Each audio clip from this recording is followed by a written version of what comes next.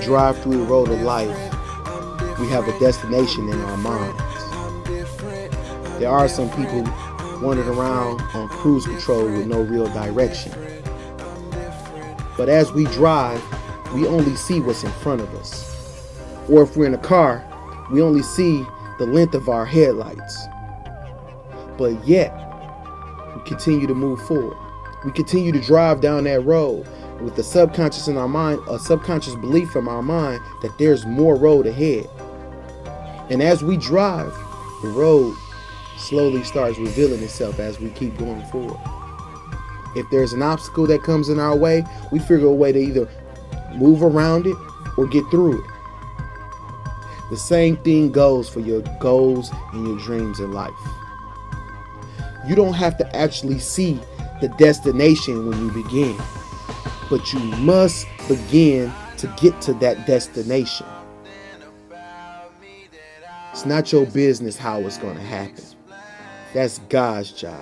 It's only your business to make a decision to go forward. You got to stop asking God to order your footsteps if you ain't willing to move your feet. What up, world? It's your boy DeVonD, checking in with you once again. The world is watching. This is the World is Watching Wednesday. And you know what? I hope a lot of good energy is flowing in your life today. If it's not, please take the steps to change that. Whether you got to play that jam that always gets you motivated, whether you got to change your environment, go somewhere where you got peace, or you got to change some of the people you're around, because sometimes people just not good for us and we don't need that. Today, I want to talk to y'all about this. I want you to place your order, then go pick it up. Place your order, then go pick it up. You got to know exactly what you want in life. Down to the exact car, down to the exact house, down to the amount of money or the exact business that you want to get into. You can't just say, I want to get in business. You got to know what field of business you want to do. You want to do hair. You want to open up a corner store. You want to do music. You want to do graphics or open up some type of technical shop. You have to know the type of business that you want to get into when you say, I want to get into business. Same thing goes for your goals and your dreams. You need to know exactly what you're going for so that you can have a clear picture of what you're shooting after. You can't just say, I want to move up in life. You want to move up, he might take you from, God might take you from the first floor to the second floor, and now you moved up. So you got to be real specific about what you want in your life. You got to place your order, because when you call Domino's Pizza or whatever the pizza place is, you say, I want cheese and pepperoni and sausage on my pizza. You don't just say, give me any pizza. You make an order. When you make an order, you make specific requests. Same thing goes for your goals and dreams. Make a specific request of what you want to see in your life. Do you want to see smarter people or wealthier people so that you can learn from? Do you want to be in an environment that's peaceful, that you don't have to worry about your safety? Do you want to, drive a particular car? Do you want to a particular school you want your kids to go to, or the type of school? Be specific as you can with your request so that the universe knows how to form it around you. That God can say, okay, this is what you asked for. This is what I'm giving you. Place your order, then go pick it up. Place your order, then go pick it up. I'll tell y'all what happened to me. About 3 years ago, I had to close a restaurant that I had owned for 2 years, called Page Restaurant and Lounge. It was in the city of Milwaukee. Right now, it's a place called Skybox that occupies this place. And when I owned this restaurant, I had put a lot of money into it. I hadn't had to put as much money as if I had started from total scratch, but I placed a lot of money. That was a lot of money to me to invest inside this restaurant. The restaurant ended up failing. I lost the restaurant. I lost the house that I lived in. I lost the other business that I had because I couldn't pay the lease anymore. I lost even the young lady that I was seeing at the time. I lost a lot behind this restaurant, behind this investment that I jumped into. And when I lost all these things, I had to go squat inside of a house. This is only 3 years ago. This is 2016. This is 2013. Only 3 years ago that I had to squat inside of a house with 5 children. We didn't even have any furniture. And when we squatted inside this house, I understood that my situation didn't have to be great in order for me to feel great. I am great with inside any situation that I'm in. And although we had to have this quote unquote setback, or we had to go through this trying time, I knew that it wasn't going to last long because I understand the power that I possess within inside me. And one day when my son went out to take out the garbage, we had received a letter from the sheriff for eviction. And he was already going to come back with Eagles movers to evict us from the property. And my son didn't know what the letter meant, but I clearly knew what it meant when I got it. First thing I did was call the sheriff, and I'm like, hey man, what's going on? I'm in this house with 5 children. Hey man, please don't put us out. Now, mind you, this is in the middle of December. It's a week away from Christmas. Yeah, so if you know Christmas in Milwaukee, Wisconsin, you know that it was cold and a lot of snow. And at this time, I'm talking to the sheriff with a sense of desperation in my voice, like, man, please don't put us out now. Not now. Like, it's already messed up that we in this house and we didn't have electricity at first. And, we were sleeping on the floors because we didn't have any furniture. And it's already bad that we're going through that. But now we might get put out in the middle of winter.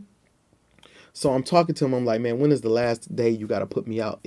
Can I prolong this? What's going on? And he like, man, look, I'm supposed to be back there tomorrow with Eagle Mover.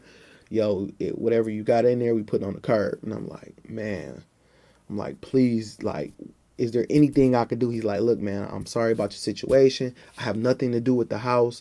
So, maybe you need to call the bank or somebody and figure out what you can do on that end. But my job is just my job. I got to come back.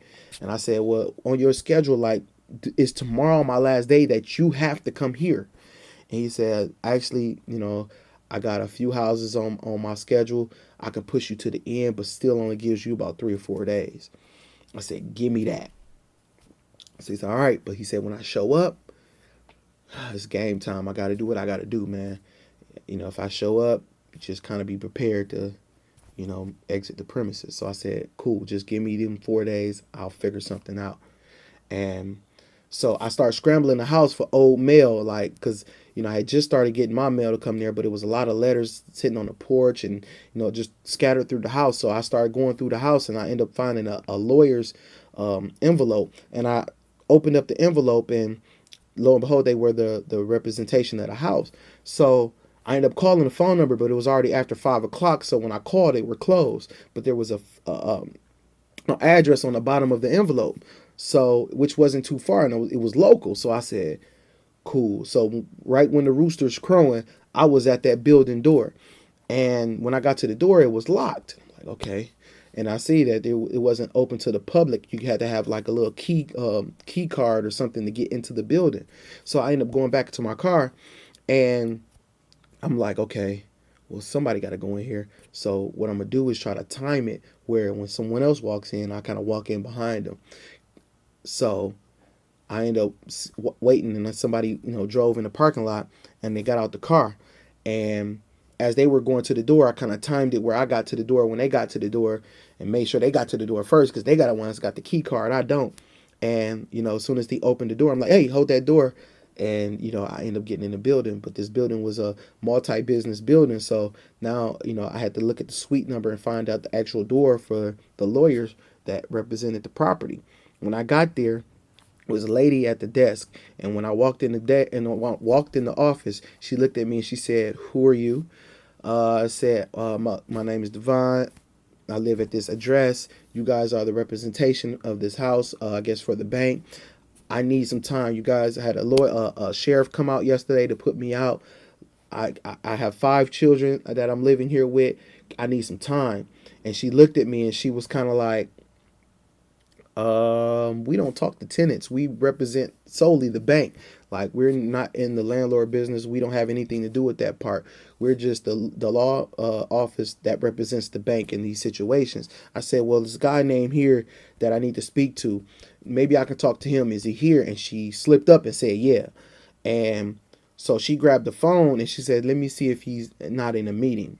So when she picked up the phone, but I'm sitting right here in her face, I'm like, I want to hear everything that she is hearing and saying so that she don't be trying to spin me. So I'm in her face and she's kind of like, yeah, he's right here. And he was like, I heard him say over the phone, like, okay, I'll be up. So he came to the door, but when he came to the door, he only stuck his head out. And he's like, how can I help you? And I said, man, look, you are the representation of this house that I live in. Look, it's a week from Christmas, 2 weeks from New Year's. I just need some time. Is there anything I can do? He said, look, man, we represent the bank. I'm not supposed to even having a conversation with you. I said, I have 5 children in this house. I need something to happen. And I said, if you can prolong the sheriff, man, just give me to after New Year's if you can. Just give me a little time so I don't get put out in the middle of, Christmas and New Year's. Can you at least give me that? And he said, come on in. He invited me into the conference room. We sat and he said, look, I'm not even supposed to have this conversation with you. I represent the bank. And, look, but we do have a heart. So, you coming down is very admirable of you. And, it's a big step. So evidently you have some a real situation going on if he brought you all the way down here. So I said, yeah. He said, all right, this is what we're going to do. I can give you to after New Year's. I'm going to give you to, I think it was the 11th of January. He said, I can give you to 11th of January. By the 11th of January, hey, look, there's nothing more I can do. Please be out of the property. I said, I will. I said, but, I will be out. I said, thank you for that. And if, anything comes up, if I can buy the property, anything, let me know. He said, you want to buy the property? I said, yeah, I'll buy the house.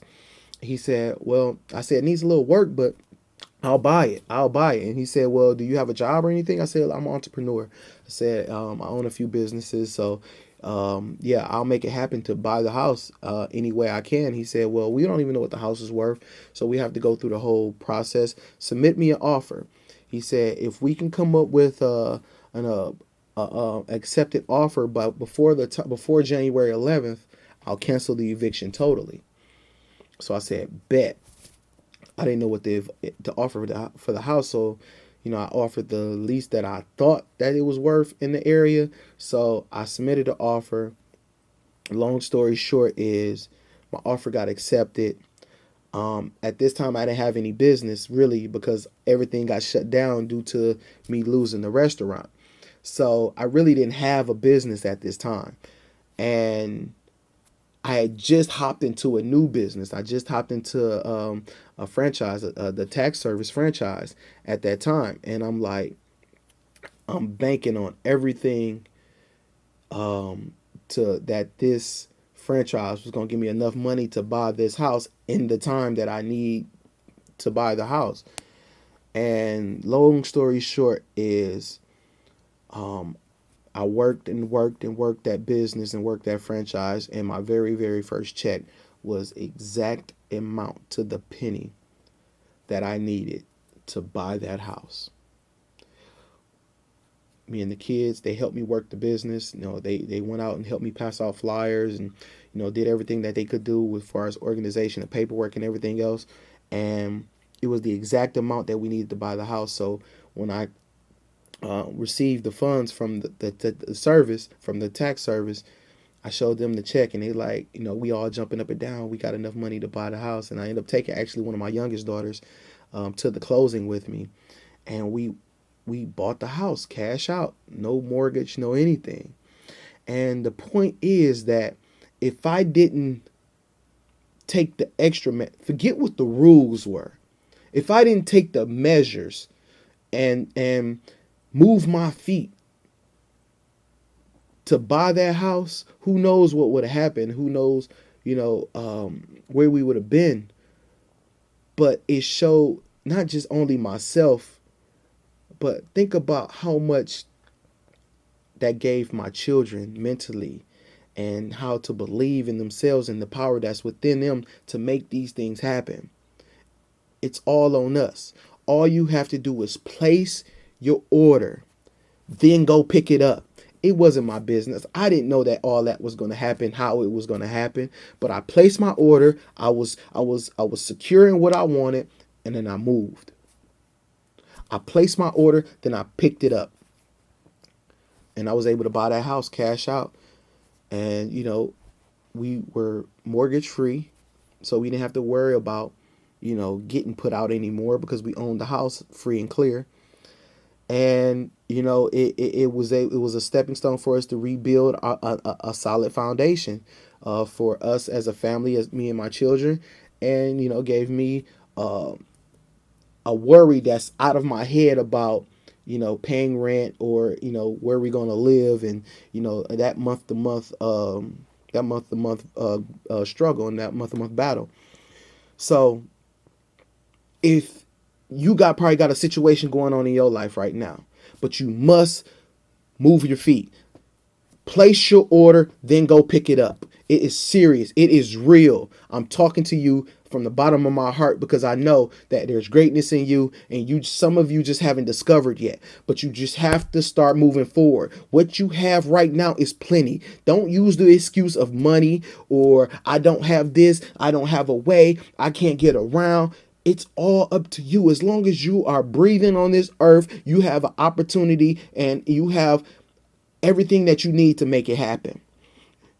If you got fingers, you might not even have fingers. Say you are loss of some limbs, and God forbid that you are. But even if you are, if you maybe deaf, blind, wherever you are, as long as you breathing, you have the capabilities to make it happen. But it's all up to you.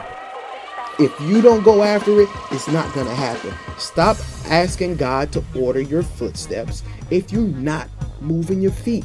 You can't just pray and sit there and then be like, it ain't going to be there. You got to move. You got to make it happen. So it's up to you. Place your order, then go pick it up. It's on y'all. Greatness is within you. It's your boy DeVonD. The world is watching. It's Wednesday. Hey, if I can do it, you can. If it was easy, everybody be doing it. Nobody said it was easy, but it's up to you. Hey, you know what? Stop hugging a tree for security. Go out on a limb, because that's where the fruit is. It's your boy DeVonD. Checking out.